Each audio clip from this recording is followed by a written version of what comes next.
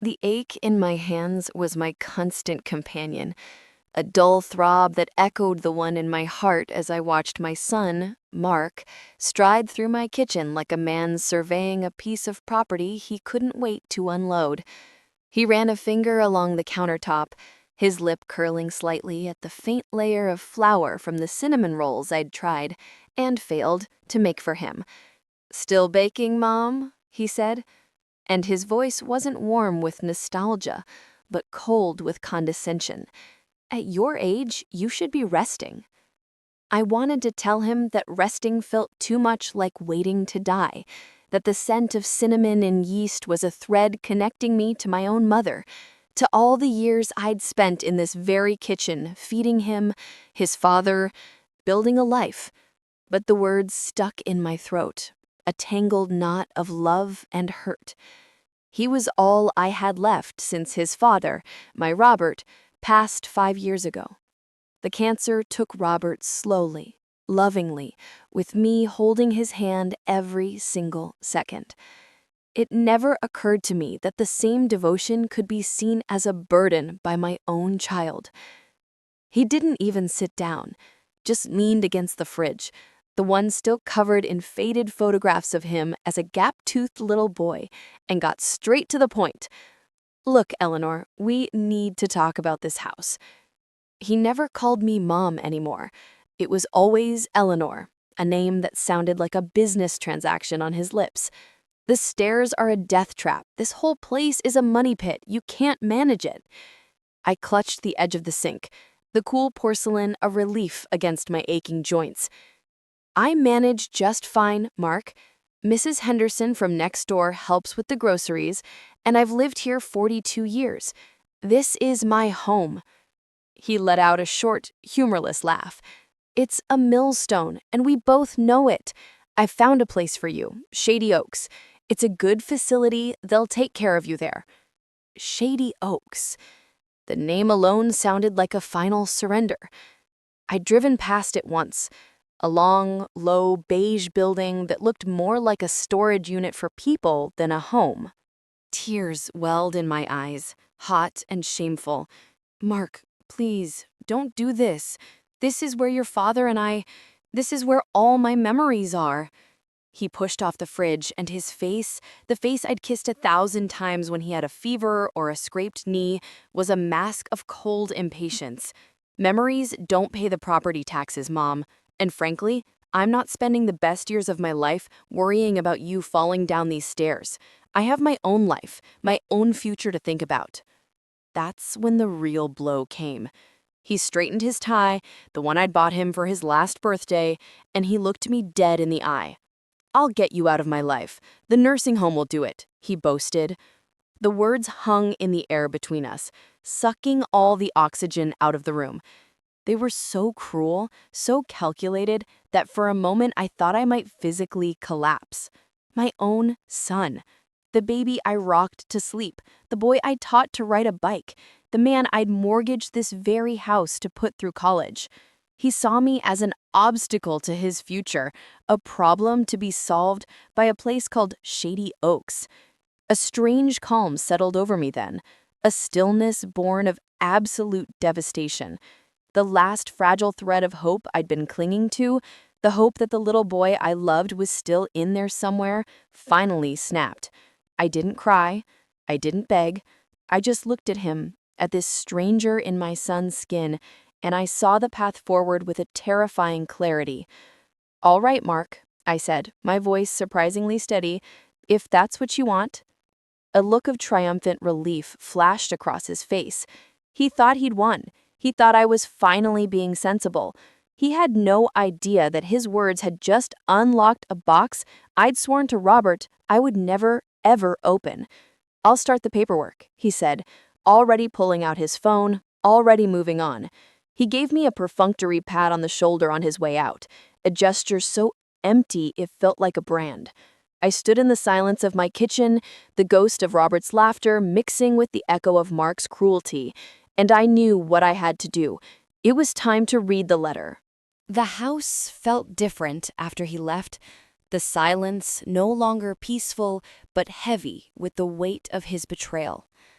I waited until I heard the crunch of his tires on the gravel fade completely into the distance, until the only sound was the frantic thumping of my own heart. Then, with a resolve that felt both ancient and terrifyingly new, I walked on unsteady legs into the living room. I knelt before the old brick fireplace, my knees protesting with sharp, familiar pains, but I barely noticed.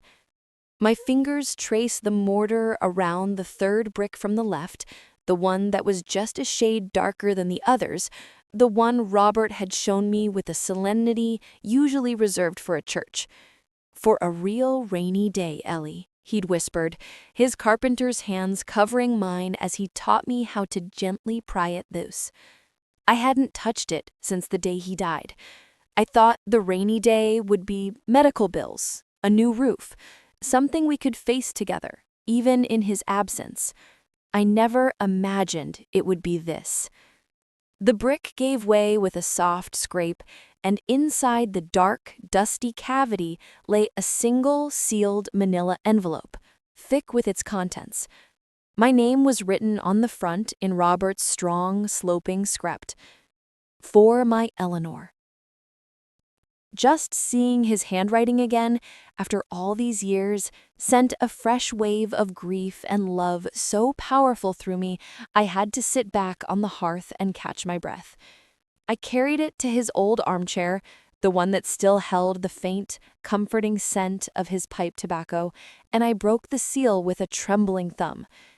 Inside wasn't just a letter. There was a smaller, key-shaped bulge taped to the top of a stack of papers and a single creamy sheet of notepaper covered in his writing. "My dearest Ellie," it began, and I could hear his voice, warm and steady, as if he were right there in the room with me. "If you're reading this, then the world has gone sideways, and I'm not there to hold your hand. I'm so sorry, my love.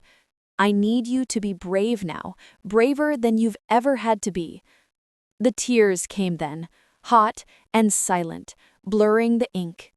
He wrote about his fears, not for himself, but for me. He'd seen a coldness in Mark, a calculating nature that worried him deeply.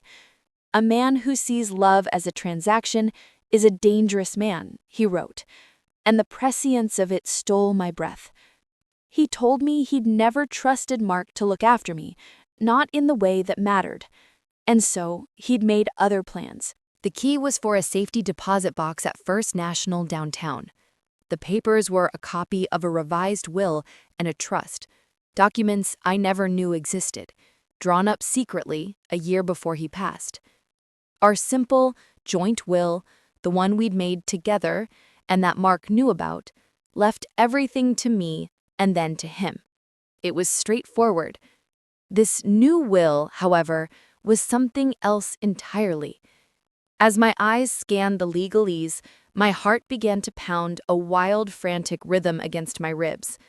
Robert had left the vast majority of his estate, the life insurance policy he'd paid into for 40 years, his 401k, the proceeds from the sale of his father's old land, in an irrevocable trust, a trust for my care and comfort with specific, ironclad instructions. The house, our home, was mine outright, but the money, nearly $800,000, was protected. It was not part of my estate. It could not be used for my care in a nursing home unless it was my explicit, medically necessary wish. The trustee, the person tasked with managing it all for my benefit, was not Mark. It was his sister, my daughter, Sarah. The world tilted on its axis. Sarah, my bright, fierce girl with her father's compassionate eyes and a spine of pure steel. The one who had moved across the country to Seattle after a bitter fallout with Mark, a fight over money, of course, that had driven a wedge between them for nearly a decade. Mark had always been jealous of the easy bond between Sarah and her father, of the way she saw through his bluster. Robert, in his infinite wisdom, had chosen her. He'd written a final, poignant line that I read over and over until the words were etched onto my soul. Mark needs to learn that you can't throw away a mother's love without throwing away your inheritance, in every sense of the word. I sat there for a long time, the papers clutched to my chest, as the late afternoon sun slanted through the window. The ache of Mark's betrayal was still there, a raw, open wound, but over it now settled a profound, terrifying sense of power. Robert had handed me a weapon from beyond the grave, not for revenge, but for survival. He'd given me a choice. I could show Mark the papers, watch his plans crumble to dust, and see the shock on his face, or I could wait. I could let him believe he had won, let him march me right up to the doorstep of Shady Oaks, and then, only then, would the ground fall out from under him. I looked around the living room at the life Robert and I had built, and I knew. I would play my son's cruel game, but I would be the one who wrote the rules. The silence in the house now felt strategic, a deliberate quiet as I carefully placed the brick back into its place, the envelope hidden once more, but its power thrumming through the very foundations of my home. I made a pot of tea, my movements slow and deliberate, each clink of the china cup a note in a new, somber melody. I had to be careful. Mark was many things, but he wasn't stupid. He would be looking for any sign of resistance, any crack in my defeated facade. So when the phone rang an hour later, I let it ring twice, taking a deep, steadying breath before picking it up with a voice I deliberately softened with a tremor. Hello? It was him, of course. Mom, just confirming the assessment appointment at Shady Oaks for tomorrow at 10. I'll pick you up at 9:30. Don't be difficult. He didn't wait for an answer, just hung up. And I stood there, the receiver in my hand, a slow, cold smile touching my lips for the first time in years. Difficult. He had no idea. The next morning, I dressed with a purpose I hadn't felt in a long time. I chose a simple, faded lavender dress that Robert had always loved, and I took my time, remembering his hands on my waist, his whisper that I was the most beautiful woman in any room. I was armoring myself in the memory of a love that was real, a love my son had clearly never understood. When Mark's car pulled into the driveway, right on time, I was waiting by the door, my purse clutched in my hands, playing the part of the resigned, elderly mother being led to her fate. He barely looked at me as I settled into the passenger seat, the new car smell of his Lexus feeling sterile and foreign. "This is for the best, Eleanor," he said, his eyes fixed on the road ahead. "You'll see. They have activities. Bingo. Bingo." As if a few games of chance could compensate for the loss of a lifetime of memories, for the scent of your own roses in the morning. I simply nodded, looking out the window at the familiar streets of my town, memorizing them, saying a silent, temporary goodbye. Shady Oaks was exactly as I remembered it from my one drive-by, only worse up close. The air in the lobby smelled aggressively of antiseptic and overcooked green beans, a desperate attempt to mask the underlying scent of despair. A woman with a painfully bright smile named Brenda greeted us, her eyes flicking from me to Mark, sizing us up, calculating the dynamics. "And you must be Eleanor. We're so excited to have you join our community," she chirped, while I stood there, a silent stone in a river of false cheer. The tour was a study in quiet horror. The cramped room with its tiny window overlooking the parking lot, the communal dining hall with its plastic-covered chairs, the faint moan of a resident from a room down the hall. Mark looked impatient throughout, checking his watch, while I absorbed every depressing detail, storing it away like ammunition. This was what he wanted from me. This was his solution. When Brenda left us for a moment, he turned to me, his voice low. "See? It's fine. It's clean. You'll be safe here."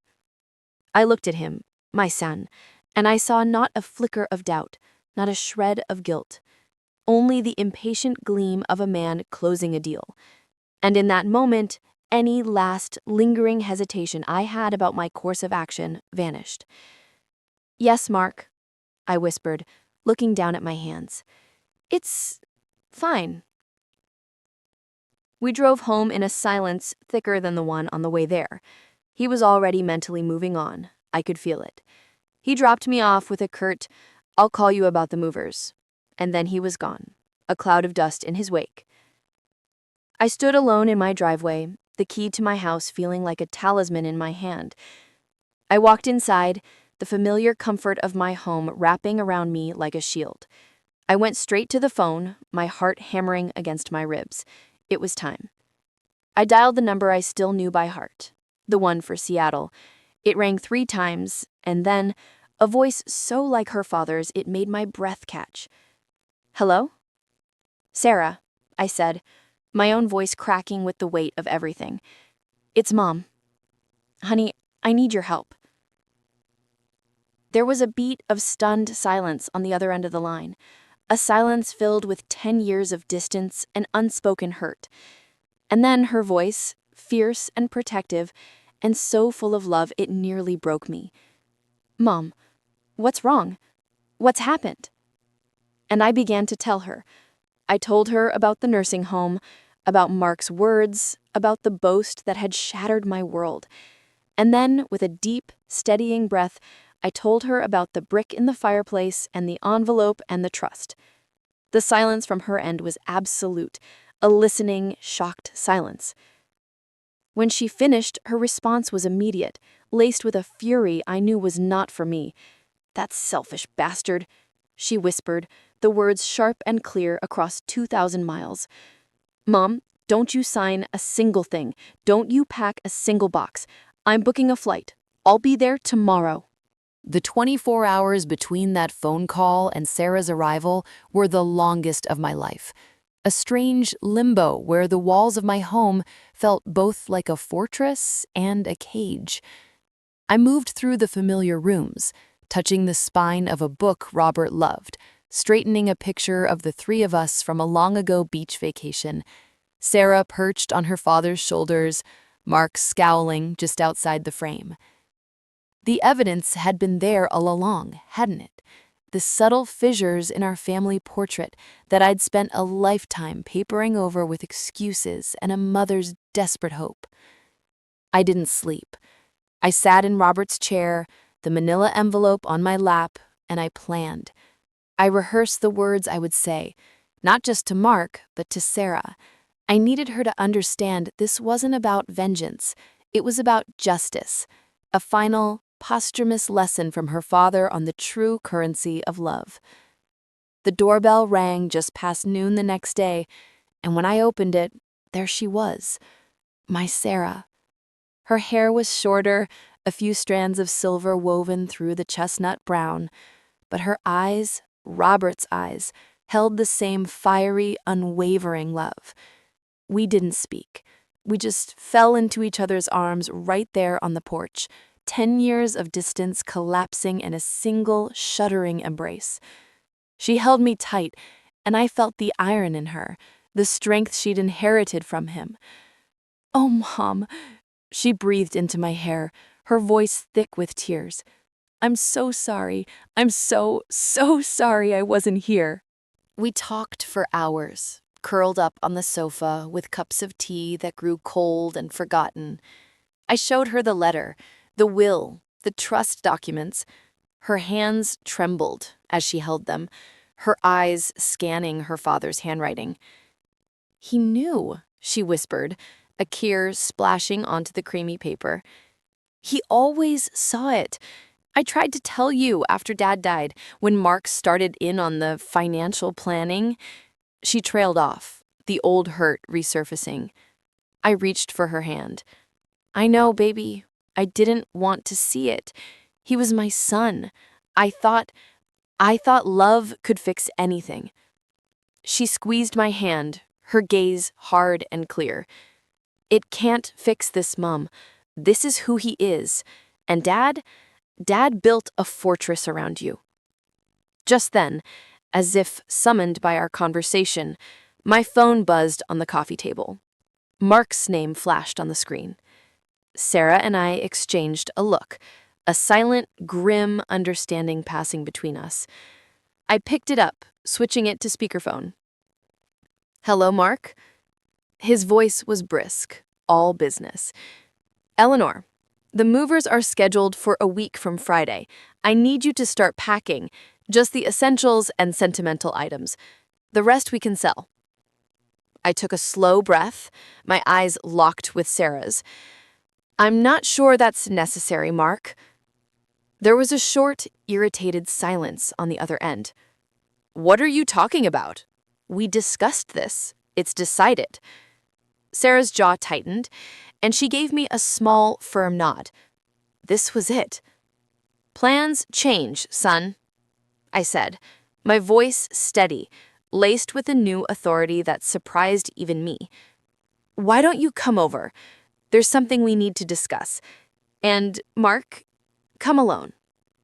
I hung up before he could respond, my heart pounding a wild, triumphant rhythm. The stage was set, the players were gathering, and for the first time, I wasn't the victim in this story. I was the keeper of the truth. The air in the living room grew thick with anticipation. Each tick of the grandfather clock in the hall a measured beat, counting down to the confrontation. Sarah sat beside me, her presence a solid, calming force, her hand resting over mine. "Are you ready for this, Mom?" she asked, her voice low. "He's not going to take it well." I looked at my daughter, at the fierce love and loyalty etched on her face, a stark contrast to the cold calculation we were about to face. "I'm ready," I said, and I meant it. The fear had been burned away, replaced by a clear, cold certainty. We heard his car door slam outside, the impatient crunch of his footsteps on the walkway. He didn't ring the bell, just let himself in as if he already owned the place, his expression a mask of annoyed confusion. "Eleanor, what's this about? I have a conference call in an hour." His words died in his throat as his eyes landed on Sarah. He froze in the doorway, his face cycling through shock, disbelief, and finally a dawning, ugly suspicion. "Sarah? What are you doing here?" He spat out, the words like shards of ice. Sarah didn't flinch. She simply looked at him, her gaze level and cool. "Hello, Mark. It's been a while." He took a step into the room, his eyes darting from her to me, trying to piece it together. "I asked you a question. What is going on?" This was my moment. I slowly, deliberately, reached for the manila envelope on the coffee table. I didn't say a word as I slid out the stack of papers, letting the key clatter softly onto the wooden surface. I held up Robert's letter, then the first page of the trust. "Your father left something for us, Mark," I began, my voice unnervingly calm. A final lesson, it seems. He stared at the papers, a condescending smirk twisting his lips. "What is this, some old insurance policy? Mom, we've been over this. The finances are handled." "No," I said, the single word cutting through his arrogance. "They're not. Not by you." I handed him the summary page of the trust, my eyes never leaving his face. "Your father established an irrevocable trust for my benefit, funded with nearly all of his assets. The house is mine. The money is protected. It is to be used for my comfort and care as determined by the trustee." I paused, letting the information sink in. His eyes scanned the page, rapidly, his smirk fading, replaced by a deepening frown. "Trustee? What trustee? I'm your only son. I'm the executor of the will." That's when Sarah spoke, her voice clear and resonant in the quiet room. "No, Mark, you're not." She stood up, facing him squarely. "Dad named me as the trustee. He gave me full discretion over the funds, for Mom's benefits alone." The color drained from Mark's face. He looked from the paper to Sarah, to me, and back again, the reality of it crashing down on him. The control he thought he had, the future he had so carefully planned, one that undoubtedly involved liquidating my life to fund his own, was evaporating before his eyes. This is a forgery," he stammered, his voice rising with panic and fury.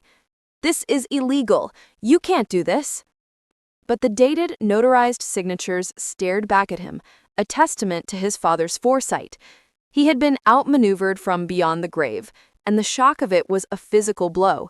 He took a stumbling step backward, his hand reaching for the doorframe to steady himself, his boast about the nursing home now a cruel, echoing joke in the silent, victorious room. The silence that followed was more profound than any I had ever known, broken only by the ragged sound of Mark's breathing.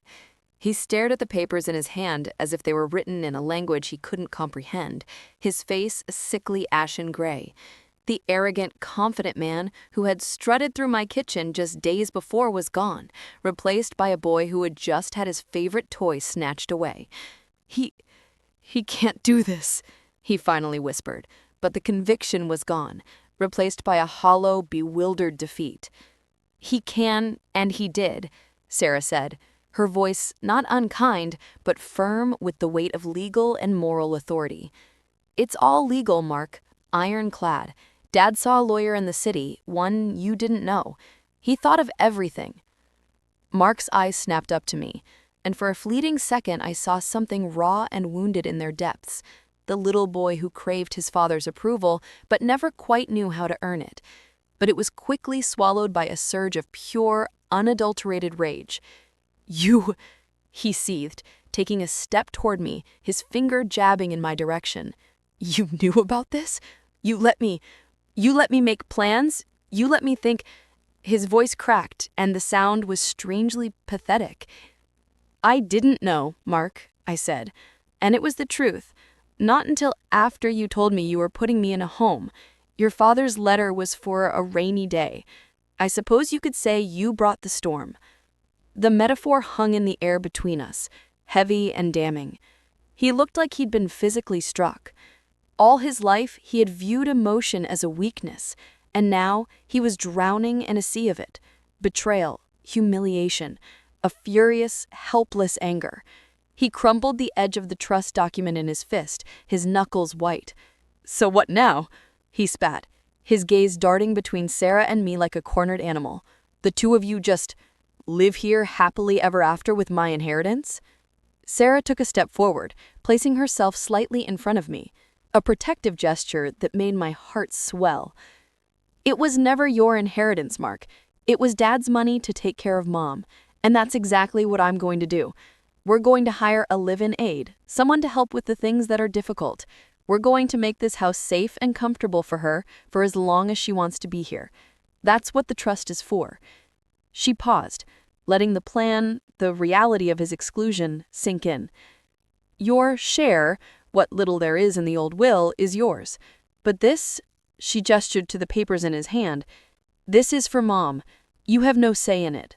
The fight seemed to drain out of him all at once, leaving behind a shell of a man. The grand future he'd envisioned, selling my house, pocketing the proceeds, being finally free of the burden of his aging mother, had evaporated into thin air. He was left with nothing but the consequences of his own cruelty.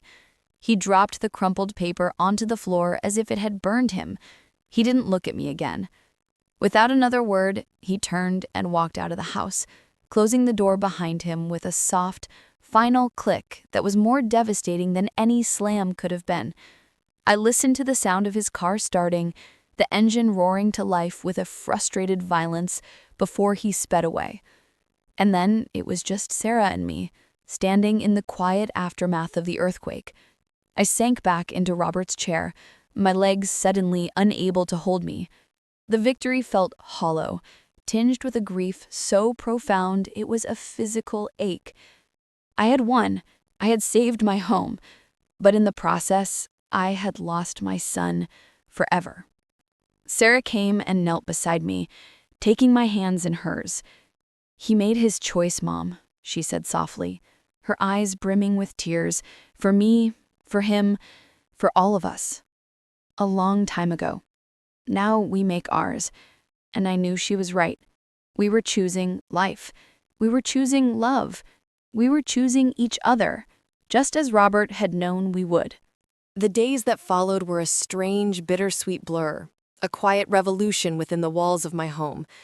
The looming shadow of shady oaks was gone, but in its place was the fresh, raw wound of Mark's absence. It was a phantom limb kind of pain. I kept expecting to see him, to hear his critical voice.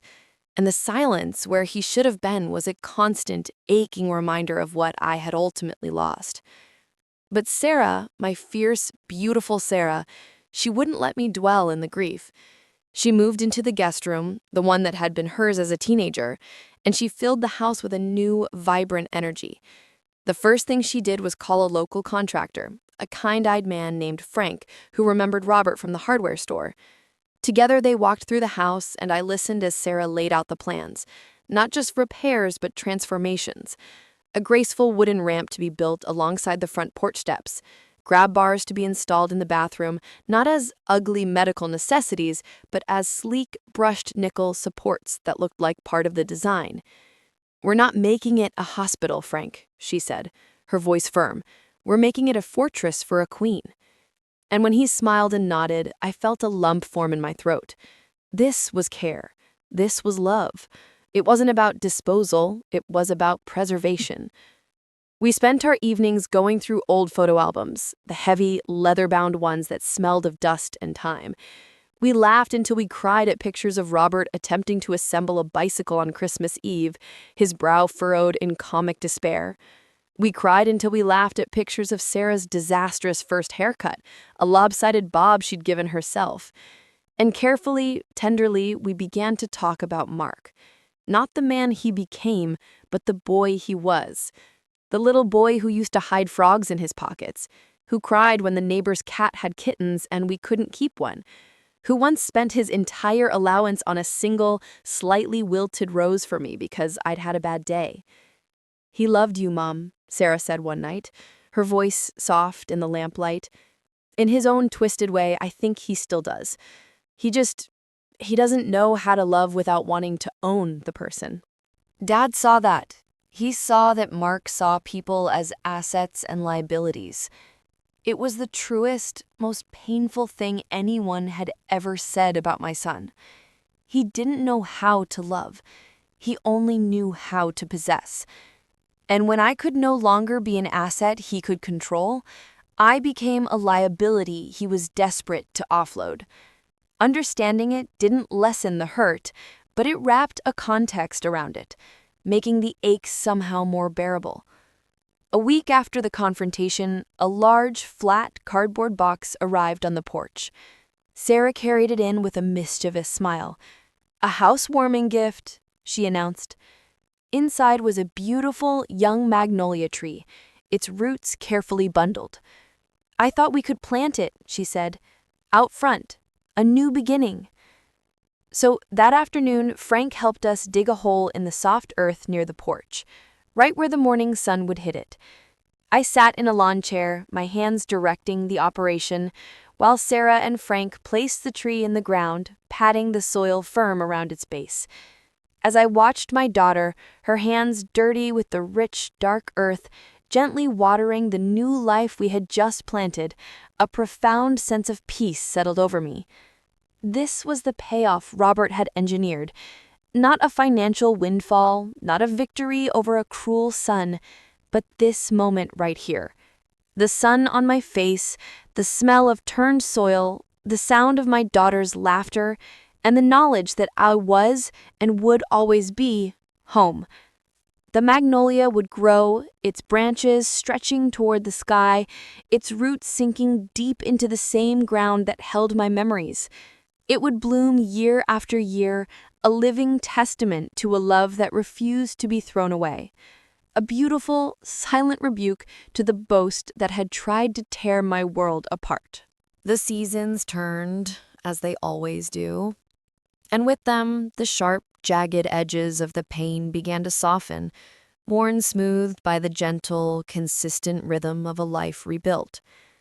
The live-in aide, a warm, keepable woman named Clara, with a laugh that bubbled up from her toes, became less of an employee and more of a friend, a part of the new, unexpected family we were creating within these walls.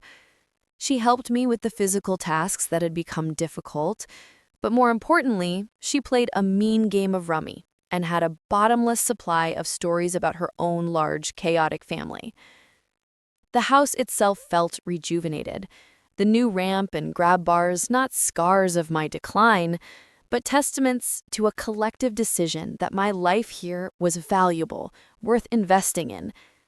Sarah had thrown herself into managing the trust with a ferocious dedication that would have made her father proud. Her video calls with lawyers and financial planners, a regular feature from the sunroom she'd turned into a temporary office. She was building a future for me, a safe one. And in doing so, she was healing a part of herself that had been broken by the distance and the strife. We were knitting our lives back together, stitch by careful stitch. It was on a crisp autumn morning, the magnolia tree outside the window holding its glossy green leaves against a brilliant blue sky, that the official-looking letter arrived. It was addressed to me from a law firm I didn't recognize. My heart gave a familiar, fearful lurch, a conditioned response from the days of Mark's threats. Clara brought it to me with my tea, her brow furrowed with concern. "Everything all right, Eleanor?" I took the envelope, my fingers tracing the raised logo. "We'll see," I murmured. I waited for Sarah to come downstairs before I opened it, my hands only trembling slightly. Inside was a short, formal letter. It was from Mark's lawyer. It stated that after reviewing the trust documents provided, Mark was formally withdrawing any and all claims as executor of the previous will and was ceasing all proceedings regarding my care and placement.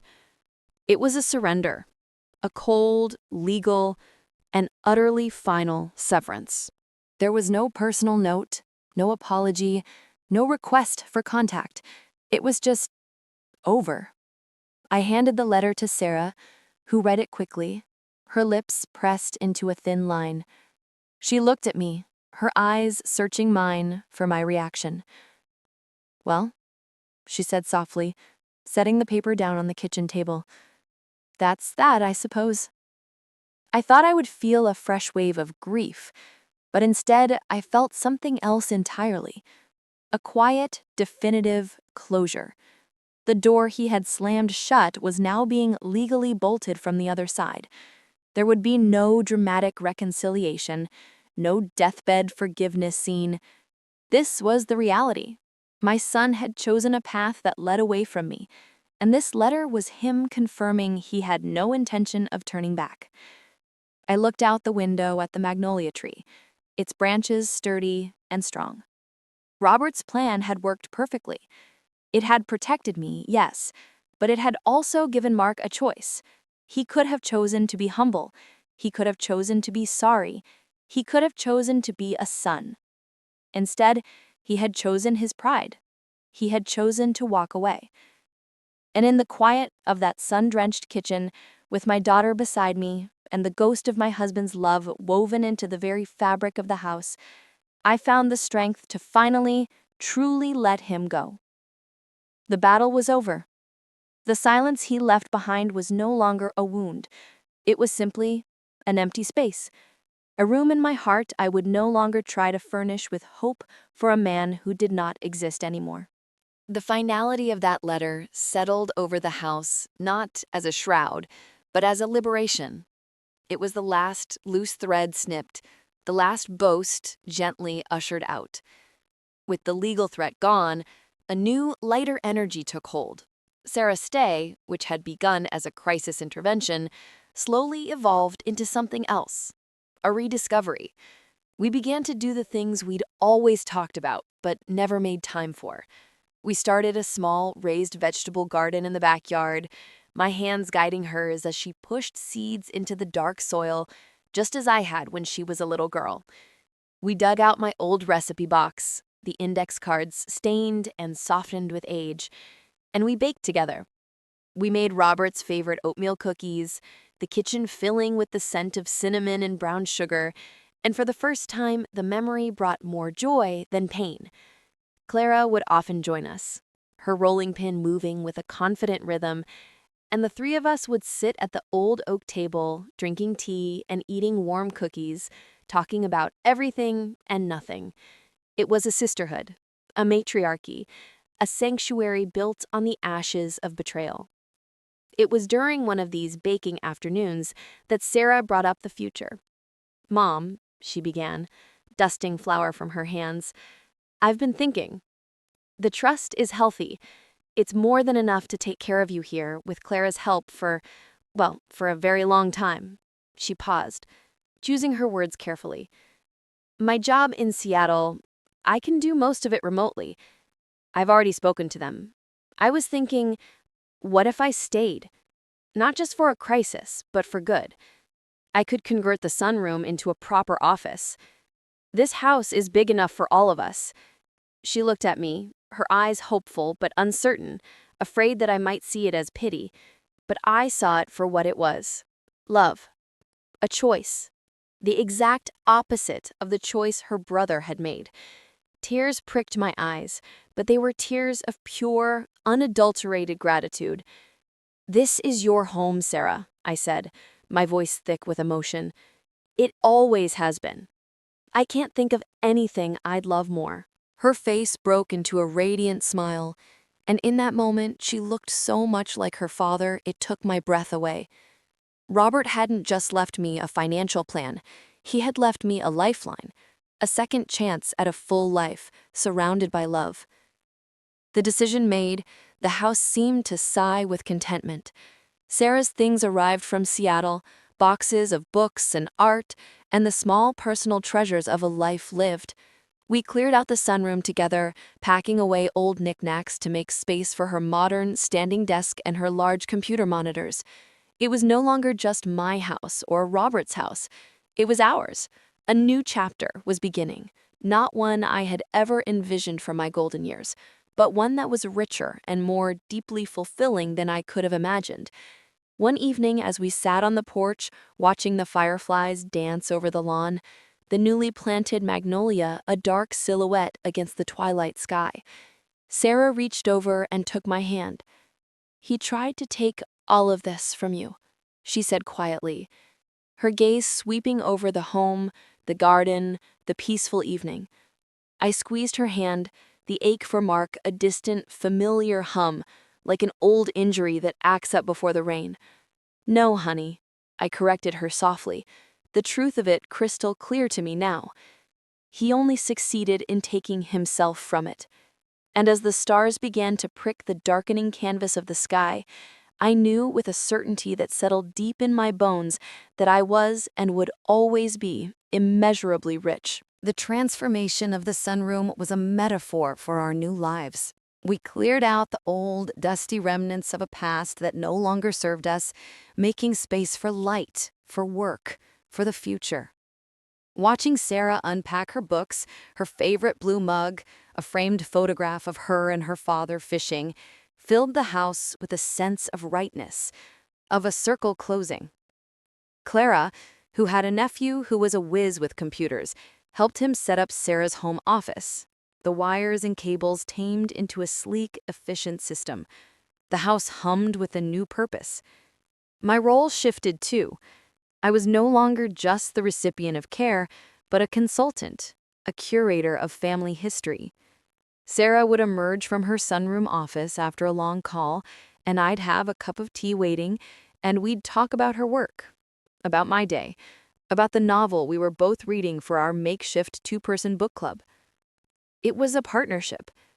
I felt my mind, which had been threatening to retreat into the fog of loneliness, sharpening again, engaged and valued. Months melted into a year, and the magnolia trees celebrated its first anniversary in our front yard by producing 2 breathtaking, creamy white blooms. They were like promises made good. Life settled into a beautiful, predictable rhythm, so unlike the tense anticipation that had marked the era of Mark's visits. We had holidays again. Real ones. That first Thanksgiving without him was a quiet affair. Just me, Sarah, and Clara. But we cooked a turkey with all the trimmings, and we laughed so hard we cried when Clara told the story of the year her gravy caught fire. We toasted Robert, not with sadness, but with gratitude for the love that had built this table we now sat around. It was on a cold, bright morning in December, as we were stringing lights on the mantel, that the phone rang. It was a call from a number I didn't recognize, but with an area code I knew all too well. It was from the city where Mark lived. My breath hitched. Sarah, seeing my face, paused with a string of tiny white lights in her hands. "Do you want me to get it?" she asked. I shook my head, steeling myself. "No, I'll handle it." I picked up the receiver. "Hello?" The voice on the other end was female, professional and gently sympathetic. "Is this Eleanor?" "My name is Dr. Evans. I'm calling from County General Hospital. Your son, Mark, is here. He's been admitted. He listed you as his emergency contact." The world tilted. The anger, the betrayal, the profound hurt, it all vanished in an instant, replaced by the primal, instinctual fear of a mother whose child is in danger. My knees buckled, and I sank into the nearest chair. "What's happened? Is he all right?" I managed to ask, my voice a thin whisper. Sarah was at my side in an instant, her hand on my shoulder. The doctor's voice was careful, measured. "He was in a car accident. His injuries are significant, but he's stable. He's asking for you." The words car accident seemed to echo in the quiet room, sucking all the air out of it. The carefully constructed piece of the last year shattered like glass. All I could see was Mark as a little boy, tumbling off his bike, his knee scraped raw, running to me with his arms outstretched, sobbing, "Mommy." The image was so vivid, so painful, it was a physical blow. Sarah's grip on my shoulder tightened. "Mom? What is it?" I could barely form the words. "It's Mark. He's in the hospital. An accident." I looked up at her, my eyes pleading, lost. The doctor was still on the line, her voice a distant buzz. "He's asking for you," she repeated. Those 4 words unraveled me completely. After everything, after the cruelty and the legal severance, he was asking for me. The mother in me, the part that had never truly gone away, surged to the surface, drowning out the betrayed wife, the wronged woman. I found my voice, shaky but clear. "We're on our way." I hung up and looked at Sarah, whose face was a complex map of conflict. Concern for me, residual anger for him, a sister's reluctant fear. "I have to go," I whispered, the decision already made in my bones. Sarah searched my eyes for a long moment, and then, because she was her father's daughter, because her heart was ultimately too big for lasting bitterness, she simply nodded. "Then we'll go together," she said, her voice firm. "But we do this together." Within minutes, Clara was bundling us into her reliable sedan, and we were on the road, speeding toward the city, toward the son who had thrown me away, who was now, in his moment of crisis, reaching back for the one person he had ever been able to truly count on. The landscape blurred past the window, a smear of grays and browns, a perfect mirror of the churning, confused storm of love and dread raging inside my heart. The drive to the city was a silent, tense journey, each mile stretching out like an eternity. I stared out the window, but I didn't see the bare trees or the leaden sky. I saw a kaleidoscope of memories, all of Mark. Mark taking his first wobbly steps. Mark, pale and serious in his little cap and gown at his high school graduation. Mark, his face hard and closed at his father's funeral. And Mark, his voice dripping with contempt as he boasted about the nursing home. Those words warred with the doctor's "he's asking for you," until my head throbbed with the dissonance. Sarah sat beside me, her hand resting on mine, a steady, warm pressure. She didn't try to fill the silence with empty reassurance. She just let me be. let me travel this terrible road inside my own head. When we finally pulled into the vast, impersonal parking structure of the County General Hospital, a fresh wave of nausea hit me.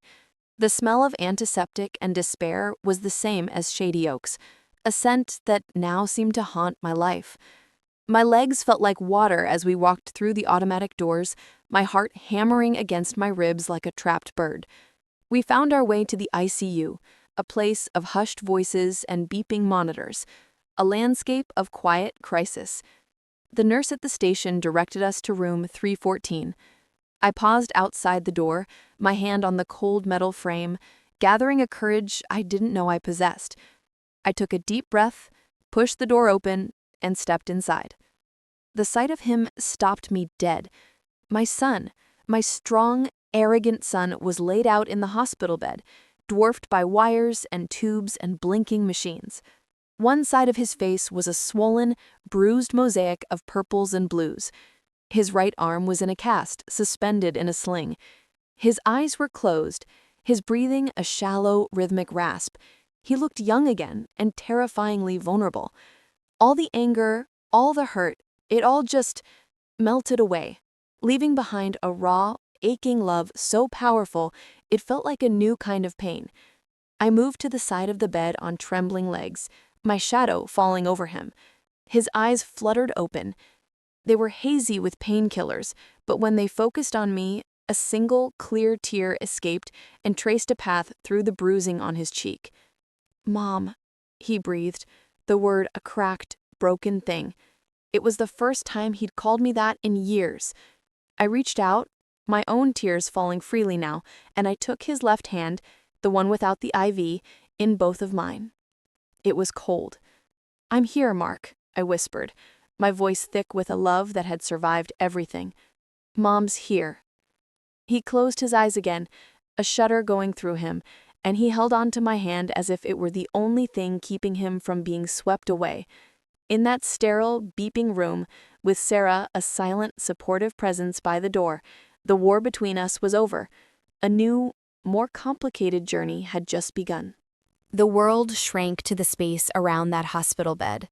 The rhythmic beeping of the heart monitor, a metronome counting out this strange, suspended time. He drifted in and out of a drug-induced sleep, but whenever he surfaced, his eyes would immediately search for me, and his hand would tighten around mine. He didn't speak, just held on, as if the physical connection was a lifeline he'd forgotten existed.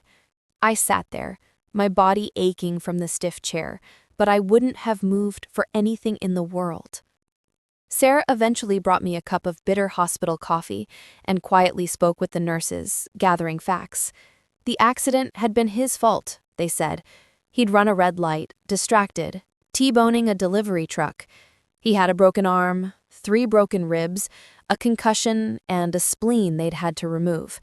The word spleen sounded so strange, so clinical, a part of my son now gone forever. It felt like a metaphor for everything else that was missing between us. As the afternoon light began to fade, casting long shadows across the linoleum floor, he stirred again. His gaze was a little clearer this time, less clouded by the drugs. He looked at our joined hands, then up at my face, and the shame in his eyes was so profound it was like a physical weight in the room. "You came," he whispered, his voice raspy and raw. "Of course I came," I said, my own voice soft but steady. I didn't say, "I'm your mother," I didn't say, "Where else would I be?" The simple truth of my presence was a language he seemed to understand better than any words I could have spoken. He swallowed with difficulty, his Adam's apple bobbing. I didn't think you would. After..." He couldn't finish. He couldn't bring himself to say the words he'd spoken in my kitchen, the boast that had set all of this in motion. He looked toward the door, where Sarah stood, leaning against the frame, her arms crossed, her expression unreadable. A fresh wave of pain, this one emotional, crossed his battered face. "Sarah," he said, her name a choked apology. She didn't move, but she gave a single, slow nod of acknowledgement. It wasn't forgiveness, it was simply a confirmation that she was there, that she had seen him, that he was alive. It was enough for now. He closed his eyes again, a single, ragged sigh escaping his lips. The machines continued their steady chorus, but the silence between the three of us was filled with a lifetime of unsaid things. A canyon of hurt that one near-fatal crash had not even begun to bridge. We were together in that room, bound by blood and history, but we were strangers navigating the wreckage. The hospital released him a week later, a decision that filled me with a quiet terror. He couldn't go back to his third-floor apartment. He could barely walk, couldn't dress himself, and was still racked with pain from the broken ribs. The social worker came in with a list of rehabilitation facilities, her voice a pleasant, professional drone, and I saw the same panicked, trapped look in Mark's eyes that I'm sure had been in mine when he'd presented me with Shady Oaks. It was a reflection of my own fear, and in that mirrored gaze, the decision was made. "He'll come home with me," I said, the words leaving my lips before my mind had fully processed them. Both Mark and the social worker stared at me. Sarah, who had been standing by the window, turned slowly, her eyebrows raised in silent question. "Mom," Mark began, his voice thick with a mixture of hope and humiliation. "You don't have to. I know I don't have to. But you can't be alone. The house is set up for it. Clara is there. It's the practical solution." I was justifying it to everyone in the room, but mostly to myself. This wasn't about forgiveness. It wasn't about forgetting. It was about the simple, undeniable fact that he was my child, and he was broken. The car ride back to my house was steeped in a profound, uncomfortable silence. Mark sat in the back, his face turned toward the window, watching his old life recede. When Clara and I helped him out of the car and up the new ramp, the very ramp his betrayal had necessitated, he flinched, his eyes taking in the sturdy wood, the elegant grab bars. He was seeing the physical proof of his father's foresight and his own failure. We settled him in the downstairs guest room, the one that had been Sarah's, and the irony of the situation was a heavy blanket over us all. He was back under my roof, not as the master of my fate, but as a convalescent, utterly dependent on the mercy of the woman he had tried to discard. That first night, I brought him a bowl of soup on a tray. He was propped up in bed, looking small and lost. He wouldn't meet my eyes. "Why are you doing this?" he asked, his voice barely a whisper. I set the tray on his lap and looked at him, at the boy I'd loved, the man who'd hurt me, the patient who needed care. "Because it's what you do for family," I said simply, and then I turned and left the room, leaving him alone with the soup, the silence, and the echoing weight of those words. The following days were a study in awkward, painful coexistence. Mark was a terrible patient, frustrated by his own helplessness, his pride a shattered thing that cut anyone who came too close. He barely spoke to Clara, and his interactions with Sarah were a minefield of unspoken accusations and defensive glares. He mostly stayed in his room, the door closed, the television a low, constant mumble. The house, which had felt so light and full of life, now felt heavy with his unspoken shame and our collective tension. I moved through my routines, but my peace was gone, replaced by a constant, low-grade anxiety. I was waiting for the other shoe to drop, for the old Mark to reemerge from the shell of the injured man. One afternoon, about a week after he'd arrived, I was in the kitchen making a pot roast, the way his father had always loved it, the way Mark used to as a boy. He shuffled in, leaning heavily on his cane, drawn perhaps by the familiar, comforting smell. He stood for a long moment, just watching me. "You're still making that," he said, and it wasn't a question. "Some things are worth holding on to," I replied. The silence stretched, thick and meaningful. I felt him hovering behind me, and I knew he was wrestling with something. The words stuck in his throat. Finally, he spoke, his voice so low I almost missed it. "I was wrong, Mom." I stilled, my hand pausing on the ladle. I didn't turn around. I couldn't. "About a lot of things," he continued, the words coming out in a pained rush. About the house, about Shady Oaks, about everything. It wasn't a full apology. It didn't touch the depth of the hurt, but it was a start. It was a crack in the wall he'd built around himself. I took a slow, shaky breath, the scent of the roasting meat and onions suddenly overwhelming.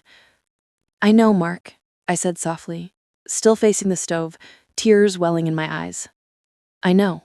That simple admission, I was wrong, hung in the air of the kitchen like the first clean breath after a long confinement.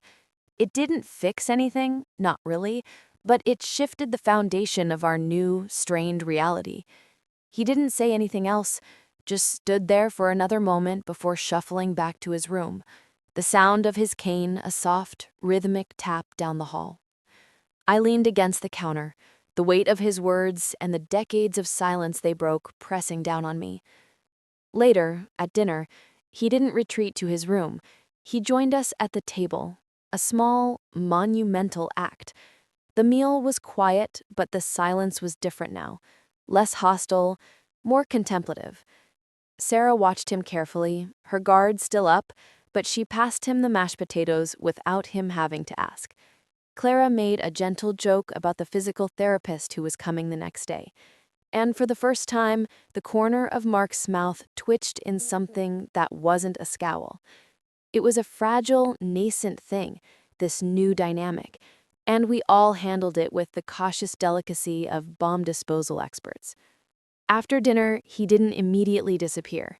He lingered in the living room, sitting in a chair near the fireplace, his gaze drifting over the room, really seeing it for the first time since his return. The family photos, the well-worn furniture, the life that had continued and even flourished without him. He was an outsider looking in, and the expression on his face was one of profound, bewildered loss.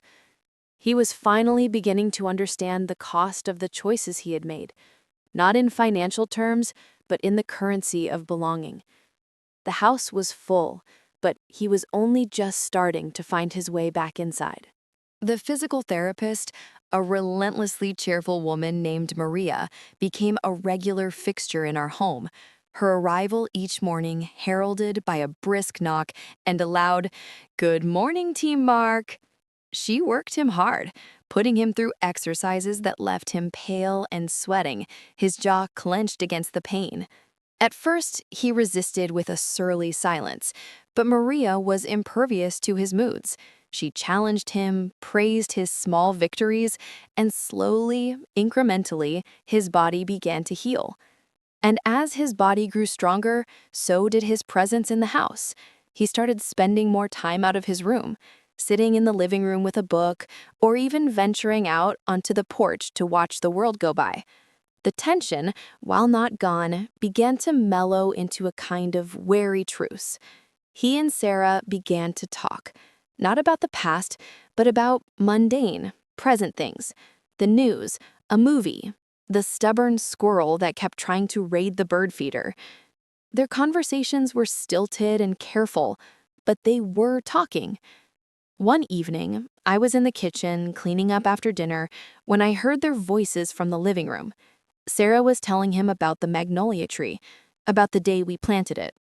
"She sat right there, in that lawn chair," Sarah said, and I could hear the smile in her voice, telling us exactly how deep to dig, like she was conducting an orchestra. There was a pause, and then Mark's voice, quieter, thoughtful. "It's a nice tree," he said. It was such a simple, ordinary thing to say, but it felt like a miracle. He was acknowledging something beautiful that had been born from his own cruelty. I stayed in the kitchen, hidden in the shadows, listening to the sound of my children tentatively rebuilding a bridge over a canyon of hurt, and I allowed myself, for the first time in a very long time, a flicker of hope. The hope was a fragile, nervous creature, one I was afraid to feed too much for fear of it being crushed. But it persisted, growing with each small, ordinary day. Mark's cane was eventually traded for a pronounced limp, and then, one afternoon, I watched from the window as he walked, slowly and deliberately, all the way to the magnolia tree and back, without any support at all. He stood for a moment, his hand resting on its smooth bark, looking up into its branches. I couldn't see the expression on his face, but the set of his shoulders was different. Less defensive, more contemplative. He was healing in more ways than one. The day his lawyer called to officially close the file on the estate matters, Mark took the call in the sunroom, his voice a low, even murmur. When he hung up, he found me in the garden, pulling a few stubborn weeds from around the tomato plants. He stood at the edge of the plot, his hands in his pockets. It's done. All of it.